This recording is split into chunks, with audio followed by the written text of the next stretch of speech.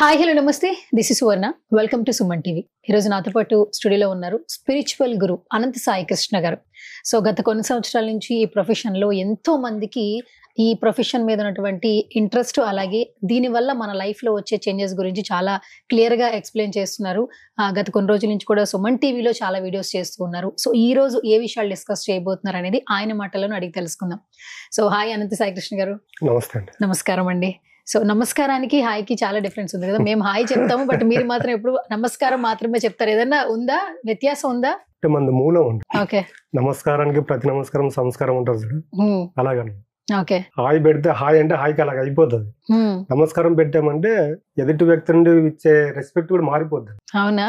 Okay. అంటే spiritual gurus అందరూ ఇదే చెప్తూ ఉంటారు. ఎంతవరకు బిలీవ్ చేయొచ్చు? చాలా మంది ఇదే చెప్తుంటే నేను విన్నాను. నమస్కారమే చేస్తారు. అలా ఎంత చదువుకున్న ఎడ్యుకేటెడ్ అయినా కూడా హాయ్ అంటే హాయ్ అని మాత్రం అనరు.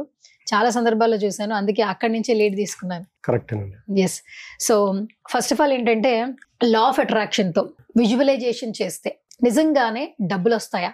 ధనవంతులు అయిపోతారా? నిజంగా విజువలైజేషన్ కి అంత పవర్ ఉందంటారా? ఏం చెప్తారు? ఇక్కడ చూడండి, విజువలైజేషన్ కు 100% పవర్ అనేది ఉంది. కాకపోతే మనం ఏ విధంగా విజువలైజ్ చేయాలని చాలా మందికి తెలియదు. మనం విజువలైజేషన్ చేయాలంటే ముందుగా లా ఆఫ్ అట్రాక్షన్ గురించి తెలుసుకోవాలి. లా ఆఫ్ అట్రాక్షన్ అంటే ఏంటి? మనం ఏది కోరుకుంటే అది మన దగ్గరకు వస్తుంది అనే దాన్ని బలంగా నమ్మాలి. ఫస్ట్ అది నమ్మితేనే విజువలైజేషన్ యొక్క రిజల్ట్ ఉంటుంది. ఇప్పుడు చాలా మంది రోజుల తరబడి విజువలైజేషన్ చేసినా కూడా రిజల్ట్ రావట్లేదు. ఎందుకు రావట్లేదు అంటే, విజువలైజేషన్ అంటే ఏంటంటే మనకు భవిష్యత్తులో ఏది కావాలో ప్రజెంట్లో ఉండి ఉన్నట్టు ఊహించుకోవడాన్ని విజువలైజేషన్ అంటారు. కానీ చాలా మంది మాటల సందర్భాల్లో ఊహల్లోకి వెళ్ళకు, రియాలిటీలో ఉండు అని చెప్తూ ఉంటారు కదా. అంటే ఆ విజువలైజేషన్ అనేది ఏ విధంగా ఉండాలి, అది కూడా ఎక్స్ప్లెయిన్ చేయండి. అదే కరెక్ట్ అండి. ఇప్పుడు మనకు థియరీ, ప్రాక్టికల్ అనేవి రెండు ఉంటాయి. ఫస్ట్ మనం థియరీలో ఏది ఉన్నామో దాన్ని బేస్ చేసుకోవాలి. దాన్ని బేస్ చేసుకొని ఉన్న పరిస్థితులకు ఎప్పుడే కానీ సాక్షిభూతంగా ఉండాలి. ఒక దాని పట్ల ఎప్పుడైతే మనం ప్రేమ, కృతజ్ఞత భావంతో ఉంటామో వాటిపైన ఎలాగుంటుందంటే మన దగ్గర ఉన్న ప్రతి దాన్ని సాక్షిభూతంగా చూడగలుగుతాం. ఈరోజు మన దగ్గర ఏదైతే ఉందో దాన్ని మనం యాక్సెప్ట్ చేయాలి. మన దగ్గర 1,00,000 రూపాయలు ఉంది, నా దగ్గర ఒక 50 లక్షలు లేదని బాధపడుతూ ఉంటాం అనుకోండి. అప్పుడు మనము ఆ 50 లక్షలకి విజువలైజేషన్ చేసినా కూడా 50 లక్షల అమౌంట్ రాదు మన దగ్గరకు. ఎందుకంటే నీ దగ్గర 1,00,000 రూపాయలు ఉందని బాధపడుతున్నావు, 50 లక్షలు కావాలని కోరుకుంటున్నావు. ఈ 50 లక్షలకు విజువలైజేషన్ చేసినప్పుడు ఏమవుతుందంటే నీ మైండ్ యాక్సెప్ట్ చేయదు.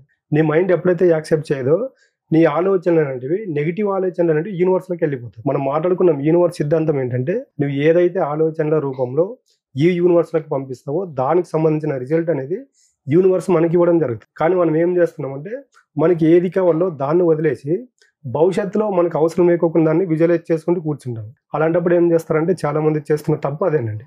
విజువలైజేషన్ చేస్తే 100% రిజల్ట్ ఉంటుంది అనుకుంటారు. రిజల్ట్ ఉంటుంది. ఎప్పుడు ఉంటుందంటే నువ్వు విజువలైజ్ చేసేటప్పుడు నీ సబ్ కాన్షియస్ మైండ్ అనేది యాక్టివ్గా ఉండాలి. సబ్ కాన్షియస్ మైండ్లో ఏదైతే స్టోర్ అవుతుందో అది విజువలైజేషన్ ద్వారా మనం కోరుకుంది మన దగ్గరకు వస్తుంది. నీ సబ్ కాన్షియస్ మైండ్ యాక్టివ్గా ఉండాలంటే ఫస్ట్ మనం కాన్షియస్ మైండ్లో ఉండాలి. కాన్షియస్ అంటే చూసిన ప్రతిదాన్ని సాక్షిభూతంగా చూడాలి. కాన్షియస్ మైండ్లో ఎప్పుడైతే ఉంటామో ఖచ్చితంగా అది సబ్ కాన్షియస్ మైండ్లో స్టోర్ అవుతుంది. చాలా మంది కాన్షియస్లో ఉంటారు, కాన్షియస్లో ఉండి అన్కాన్షియస్లోకి వెళ్ళిపోతారు. ఎలాగంటే మనం ఇక్కడ ఉన్నాము, మనం అందరం మాట్లాడుతుంటాము, బట్ మన మైండ్ అనేది వేరే ఆలోచనలు చేస్తూ ఉంటుంది. బాడీ ప్రజెంట్, మైండ్ ఆబ్సెంట్ అంటారు. అలాగనమాట. యూనివర్స్ కావాల్సింది బాడీతో సంబంధం లేదు, యూనివర్స్ కావాల్సింది ఆలోచనలు. కాబట్టి ఈ ఆలోచనలు ఎప్పుడైతే స్థిరంగా ఉంటాయో మనం చేసే ఆ విజువలైజేషన్కి ఇంపాక్ట్ ఉంటుంది. అలా కాకుండా మనం ఏదో మాట వరుసకు విజువలైజేషన్ చేస్తూ లా ఆఫ్ అట్రాక్షన్ పనిచేస్తుందా, విజువలైజేషన్ పనిచేస్తుందా అంటే రిజల్ట్ ఉండదు. ఏదే కానీ ఒకటి పట్టుకుందాం అనుకోండి, మనస వాచ కర్మన త్రికరణ శుద్ధిగా దానిపైన నిలబడాలి.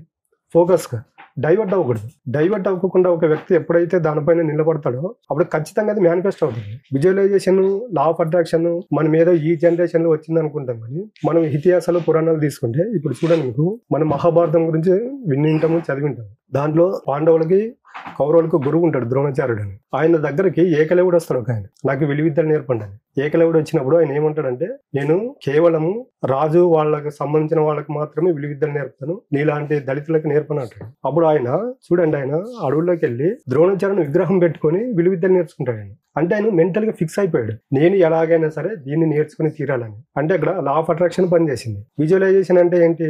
ఆయన ద్రోణాచార్యుని విగ్రహం పెట్టుకున్నారు ఆపోజిట్. ఈయన నా గురువు అని మెంటల్ గా ఫిక్స్ అయిపోయాడు. ఆయన పెట్టుకొని ఆయన యొక్క ప్రాక్టీస్ స్టార్ట్ చేశాడు. అంటే ఇక్కడ చూడండి, లా ఆఫ్ అట్రాక్షన్ అని మనకి ఇతిహాస పురాణాలనే ఉంది. లా ఆఫ్ అట్రాక్షన్, విజువలైజేషన్ అనేది. బట్ అప్పట్లో ఎందుకు సక్సెస్ అయ్యారంటే వాళ్ళు దానిపైన మనసవాచకరణ త్రికరణ శుద్ధిగా దానిపైన నిలబడారు. బట్ ఇప్పుడేమవుతున్నారంటే ఎప్పుడైతే మనకి చిన్న ప్రాబ్లం వచ్చిందో దాని నుండి సైడ్ అవుతున్నారు. ఒక దానిపైన మనం ఫోకస్గా నిలబడినప్పుడు ఎన్ని అడ్డంకులు వచ్చినా మనం దానిపైన స్టేబుల్గా నిలబడాలి. అలా నిలబడగలిగితేనే మనకి రిజల్ట్ వస్తుంది.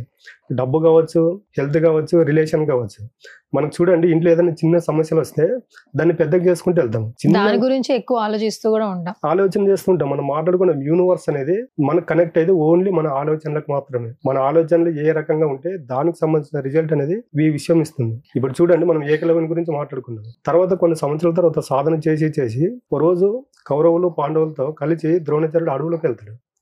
అర్జునుడికి చెప్తాడు, ఒక విల్లు వదిలి ఒక జంతువుని కొట్టమంటే అర్జునుడు వదిలే విత్ సెకండ్స్ లో వేరే విల్లు వచ్చి తగులుతుంది అనుకో. అంటే మనము విలువిద్యల్లో చూసుకుంటే అర్జునుడే గొప్ప అనుకుంటాం, కానీ అర్జునుడి కంటే ఏకలవ్యుడు గొప్ప. అక్కడ గురువు లేకుండా విద్య నేర్చుకున్నాడు. అంటే ఎలా నేర్చుకున్నాడు అంటే మెంటల్ గా ఫిక్స్ అయిపోయాడు. నాకు ఈయన విద్య నేర్పడన్నాడు కాబట్టి నేను ఎలాగైనా సరే నేర్చుకోవాలనుకున్నాడు. సేమ్ మనం దాన్ని రోల్ మోడల్ గా తీసుకుని ఈ జనరేషన్ ఏం కావాలంటే, నా దగ్గర డబ్బు లేదు, నేను వెళ్ళిన ప్రతి చోట నాకు అవమానం జరుగుతుంది, రెస్పెక్ట్ ఇవ్వట్లేదు.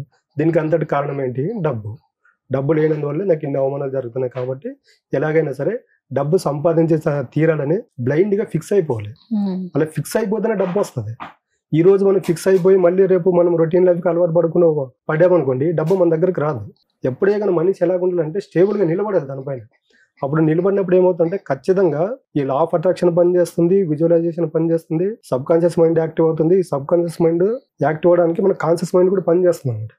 ఈ విధమైన వ్యక్తిత్వంతో ఉంటే ప్రతి ఒక్కరి లైఫ్ లో వాళ్ళు ఏది కోరుకుంటే అది ఖచ్చితంగా వచ్చి తీరుతుందండి. అయితే ఇప్పుడు విజువలైజేషన్ అనేది పాజిటివ్ ఉంటుంది, నెగిటివ్ ఉంటుంది కదా.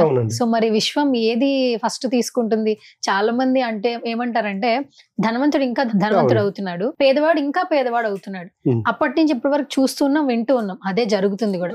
మరి యూనివర్స్ ఏం తీసుకుంటుంది? యూనివర్స్ మనం మాట్లాడుకున్నాం, యూనివర్స్ ఏది తీసుకోదు, నీ ఆలోచనలు తీసుకుంటుంది. మీరు ఉన్నారండి, మీ దగ్గర మీ ఫ్రెండ్స్ ఉంటారు, మీ సర్కిల్ ఉంటారు. దాంట్లో డబ్బు ఉన్న వాళ్ళు ఉంటారు, డబ్బు లేని వాళ్ళు ఉంటారు. వాళ్ళిద్దరితో ఒకసారి మాట్లాడండి డబ్బు గురించి. డబ్బు ఉన్నవాడు డబ్బు పైన ఎప్పుడే కూడా ఉన్నతంగా మాట్లాడతాడు.